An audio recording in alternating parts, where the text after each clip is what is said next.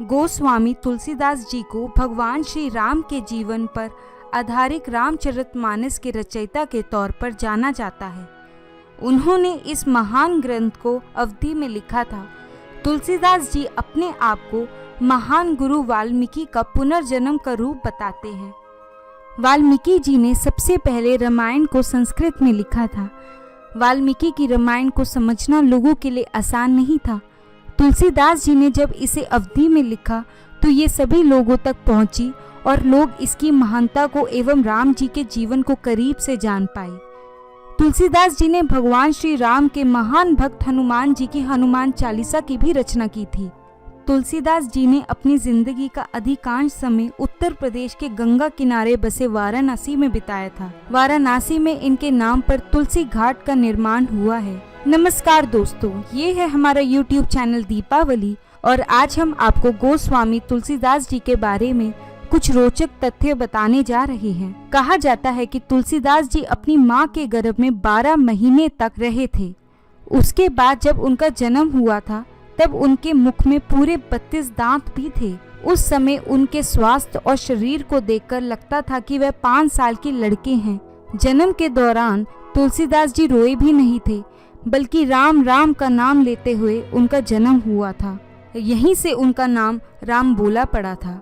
तुलसीदास जी के जन्म से जुड़े राज आज आपके सामने सही तौर पर नहीं आए हैं। कुछ लोग इनका जन्म 1532 बोलते हैं तो कुछ 1589। वैसे तथ्यों की माने तो इनका जन्म सावन माह के शुक्ल पक्ष की सप्तमी के दिन हुआ था। तुलसीदास जी के पिता का नाम आत्माराम शुक्ल दुबे था एवं उनकी माता का नाम हुलसी था। कुछ भविष्य पुराण में इनके पिता का नाम श्रीधर लिखा हुआ है। तुलसीदास जी का जन्म जब हुआ था तब पंचांग के हिसाब से मूल लगे हुए थे। इसका मतलब बच्चे के पिता पर खतरा होता है। इसके निवारण के लिए उन्होंने तुलसीदास जी को दासी चुनिया के साथ भेज दिया था। चुनिया तुलसीदास जी को हरिपुर गांव ले गई, जहां उन्होंने 5 साल तक रखा।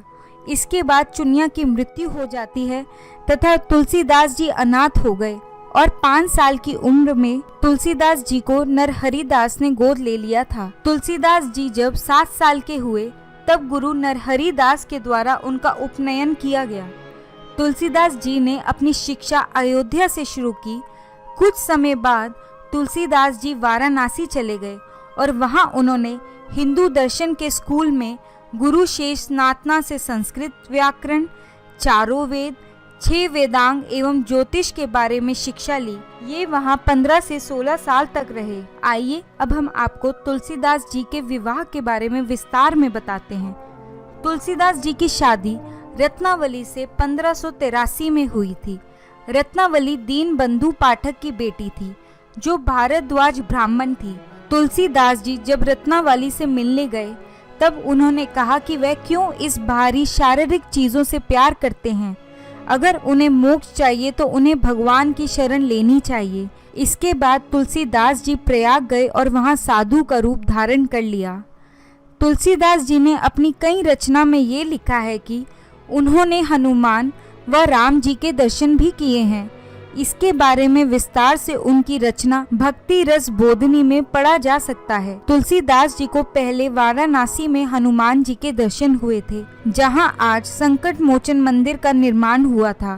कहते हैं कि हनुमान जी ने ही तुलसीदास जी को रामचरितमानस लिखने में मदद की थी। हनुमान जी से दर्शन के दौरान तुलसीदास जी ने पूछा, मुझे रामचंद्र के दर्शन कैसे होंगे? तब उन्होंने उन्हें चित्रकूट जाने को कहा।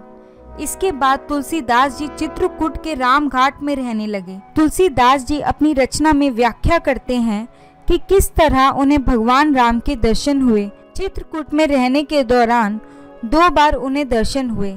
तीसरी बार जब राम बाल रूप में उनके सामने आए तब हनुमान जी ने उन्हें इशारा दिया और वह समझ गए। इस घटना के बारे में उन्होंने विनायक पत्रिका में लिखा है। तुलसीदास जी ने अपने जीवन में बहुत से चमत्कारी कार्य भी किए हैं। उन्होंने बहुत से लोगों की बीमारियां ठीक की हैं और लोगों को मृत्यु से भी बचाया है। तुलसीदास जी के चमत्कारी कार्य और उनकी बुद्धिमानी को मुगल साम्राज्य के महान शासक अकबर भी मानते हैं। अकबर और तुलसीदास अच्छे मित्र थे और अकबर ने अपने पूरे राज्य में घोषणा की थी कि कोई भी तुलसीदास जी को परेशान नहीं करेगा। आइए अब हम आपको तुलसीदास जी की मृत्यु के बारे में बताते हैं। तुलसीदास जी की मृत्यु 1680 में सावन महीने में वाराणसी के 80 घाट में हुई थी। चलिए अब हम आपको तुलसीदास जी की रचनाओं के बारे में बताते हैं। तुलसीदास जी की 12 रचनाएं बहुत अधिक फेमस हैं। भाषा के अनुसार इन्हें 2 ग्रुप में बांटा गया है, अवधी और ब्रज। अवधी में रामचरितमानस, रामायण, पार्वती मंगल, जानकी मंगल और रामाज्ञ प्रश्न। ब्रज में कृष्ण गीतावली, साहित्य रतन और विनायक पत्रिका। इन 12 के अलावा 4 और रचनाएं हैं जो तुलसीदास द्वारा रचित हैं, जिन्हें विशेष स्थान प्राप्त है। वो हैं हनुमान चालीसा, हनुमान अष्टक, हनुमान बाहुक, तुलसी सतसई। दोस्तों, अगर आपको तुलसीदास जी के जीवन के पहलू पसंद आए हो तो आप इस वीडियो को ज़रूर लाइक करें। साथ ही हमारे चैनल दीपावली को सब्सक्राइब करें। धन्यवाद।